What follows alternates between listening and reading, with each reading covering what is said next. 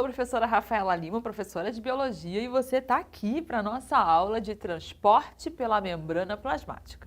Quando a gente fala de membrana plasmática, a gente está falando então do envoltório das células, né, que está delimitando essas células, protegendo, seja uma célula eucarionte ou uma célula procarionte, ela vai ter esse envoltório.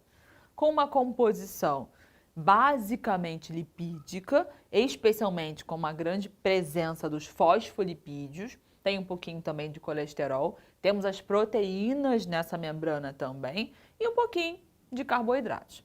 Maior quantidade, então, lipídios e segundo em proteínas. Essa é aí a sua composição. E uma característica importante da membrana plasmática é a permeabilidade seletiva. Ela permite passagem de substâncias, entrada e saída permite, mas ela faz uma seleção. Então, a nossa ênfase na nossa aula de hoje é justamente sobre esses transportes. O que pode passar e como que vai ser isso? Então, os transportes pela membrana plasmática. E aí, falando de possibilidades, vamos então dividir entre dois tipos de transporte. O transporte passivo e o transporte ativo. Enquanto no transporte passivo eu não tenho um gasto de energia, um gasto de ATP, no transporte ativo eu vou ter esse gasto de energia, esse gasto de ATP. Só para você lembrar, quando a gente fala de ATP, estou falando da molécula chamada adenosina trifosfato. Ela é o produto da respiração celular, aquele processo que nossas mitocôndrias realizam para produzir energia. E a energia, quem é produzido? O ATP. Então, quando eu falo que eu gastei ATP, eu gastei energia, eu quebrei a molécula de ATP. E quando eu preciso de produção de energia, então, eu vou formar esse ATP.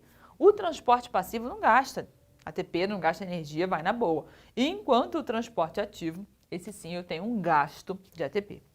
Uma outra característica aqui no transporte passivo é a questão do gradiente de concentração. Que conceito é esse de gradiente de concentração? Dá uma olhada aqui nesse cantinho, você vai entender melhor. Quando a gente fala de gradiente de concentração, a gente tem então uma passagem, ou seja, a gente vai ter uma diferença entre dois meios, onde em um meio eu tenho uma maior concentração e no outro meio eu tenho uma menor concentração. Então, quando essa passagem ela se dá, da onde tem mais para onde tem menos, eu digo que ela foi a favor do gradiente de concentração, ou também podendo ser chamado de gradiente eletroquímico, do mais para o menos. E se fosse o contrário, né, daqui, de onde tem menos para onde tem mais? Eu diria então que é contra o gradiente de concentração. Então, o transporte passivo, além de ser sem gasto de energia, ele é a favor do gradiente de concentração. Então, onde tem mais para onde tem menos. E ele tem uma tendência a que haja um equilíbrio nas concentrações entre o ambiente externo da membrana e o ambiente interno da membrana, ali é a parte de dentro da célula. Por isso que eu coloquei aqui, ó, ele tende a igualar as concentrações dos meios, os meios, meio externo, extracelular, e o meio interno, o meio intracelular. Mas que tipos de transporte passivo temos? Temos a osmose, que é um transporte de água, temos a difusão simples e a difusão facilitada. O outro transporte é justamente o ativo. O transporte ativo você já entendeu que ele tem gastos de ATP, então são importantes de acontecer, mas gasta energia. É ativo. E é contra o gradiente de concentração.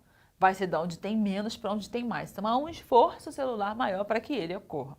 Vamos entender, então, como funcionam os tipos de transporte passivo, agora que você já entendeu a diferença entre os dois.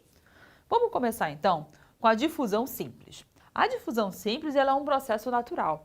Se eu abro aqui um vidro de perfume, daqui a pouco, se você estivesse aqui próximo a mim, esse cheiro chegaria até você. Esse cheiro ele foi por difusão, de onde tinha mais para onde tinha menos. Ele foi se espalhando por difusão. Fácil, sem gasto de energia. Então, a difusão ele é um processo natural, que está ocorrendo nos mais variados meios de gases, de líquidos. E na nossa célula também vai acontecer. São substâncias como, por exemplo, oxigênio, o gás carbônico, que elas conseguem atravessar a membrana plasmática. Na maior, atravessa na boa sem gastar energia. Então aqui, esse esqueminha representando a nossa bicamada lipídica, né, que é justamente a estrutura da membrana plasmática. Então tá aqui fosfolipídios de um lado, fosfolipídios de outro. E repara, na difusão simples, eu tenho então a passagem de algumas substâncias tranquilamente pela membrana, tá? Aqui ela está atravessando mesmo, ela não está passando por meio de nada não, ela está realmente atravessando. Então, difusão simples. Da onde tinha mais para onde tinha menos, ou seja, a favor do gradiente de concentração. Lembra lá do gradiente de concentração que está lá, onde tem mais para onde tem menos. Quando eu falo de difusão facilitada, a gente está falando então de uma passagem sem gasto de energia, a favor do gradiente de concentração, mas é que ela é facilitada, ou seja, essa passagem ela vai ocorrer através de uma membrana. Então, ela que vai fazer essa facilitação. Por exemplo, aqui eu tenho uma proteína de membrana e o que precisa passar, a substância que precisa passar, ela vai atravessar por essa membrana, que pode ser, por exemplo, aqui, né, uma proteína que a gente chama de proteína de canal, para fazer essa passagem. A característica é que a molécula ela vai ser transportada por uma proteína de membrana. Por exemplo, glicose. Precisamos de muita glicose para a nossa célula se manter ativa, realizando respiração celular e produzindo energia? Sim. Essa glicose ela não vai atravessar a parede assim, lindamente, como o oxigênio e o gás carbônico. Ela vai passar por uma proteininha de membrana. Então, é um transporte passivo, mas é uma difusão facilitada, de onde tinha mais para onde tinha menos. E aí a gente chega, então, no transporte ativo. Você viu que rola gasto de energia e você viu que é contra o gradiente de concentração. Então, olha aqui, esse esquema aqui representando uma proteína de membrana, mas a passagem está indo da onde tem menos para onde tem mais, contra o gradiente de concentração e sempre mediante a gasto de ATP, gasto de energia. Vou te dar o exemplo, aí o exemplo mais comum, quando a gente vai pesquisar na literatura sobre transporte ativo, que é a bomba de sódio e potássio. A bomba de sódio e potássio, ela está ocorrendo aí, em especial nas membranas dos nossos neurônios, e o tempo inteiro a célula está gastando energia para manter a membrana plasmática com um potencial desequilibrado. Ela não pode igualar o meio externo com o meio interno. Não vai funcionar, que é a tendência, né? Não, ela fica ali o tempo inteiro batalhando, jogando sódio para fora, potássio para dentro, sódio para fora, potássio para dentro, mantendo a concentração desbalanceada. Fazer algo antinatural dá muito mais trabalho. Então, o transporte ativo é super importante, mas tem gasto de energia. Mas, às vezes acontece de que algumas substâncias, elas são grandes. Elas não conseguem nem atravessar lindamente pela membrana, nem por proteínas. Mas é necessário que elas entrem ou que elas saiam. Por exemplo, no caso de uma célula tem uma organela chamada complexo golgiense. Esse complexo golgiense, ela tem a capacidade, essa organela, de estar produzindo ou empacotando, guardando ali algumas substâncias e muitas vezes há a demanda de secretar essas substâncias para fora dessa célula. Sendo que são moléculas maiores que simplesmente não vão atravessar.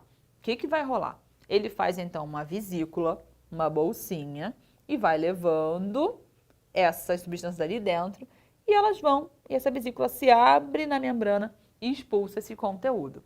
Então, às vezes, por isso que eu botei essa atençãozinha aqui, quando as partículas são maiores, a gente vai fazer um processo onde a gente vai fazer uma vesícula, um envoltório, para que haja entrada ou saída de substâncias.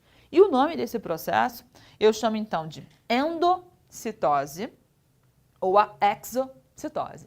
A endo de dentro, cito de célula. Endocitose é quando eu tenho então partículas maiores entrando na célula.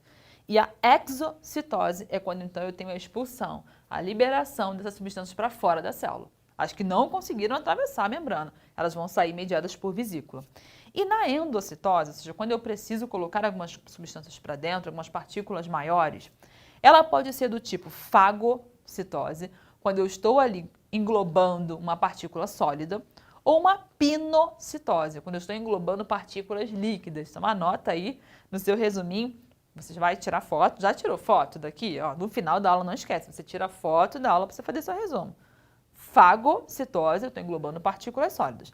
Pinocitose, eu estou englobando partículas líquidas. Um exemplo de fagocitose super tranquilo de você entender são as células de defesa. A gente tem algumas células de defesa, elas estão aí circulando no nosso sangue. Quando elas encontram alguns invasores, ela quer destruir. aquele invasor, aquele micro-organismo. O que ela faz? Ela chega nele, vai envolvendo ele, coloca para dentro e lá dentro as suas enzimas vão destruí-lo. O que ela fez? Ela fez uma fagocitose. Fago significa comer. É como se ela tivesse de fato comido e englobado, né? Então, fagocitose com partículas sólidas, pino com partículas líquidas. E quando eu vou eliminar um resíduo, então eu faço aquela vesícula e elimino lá fora na forma de o nome desse transporte é exocitose. Entendido? Entendido então os tipos de transporte passivo, ativo, de partículas maiores, endocitose e a exocitose? Podemos então fechar a nossa aula e até a próxima. Tchauzinho!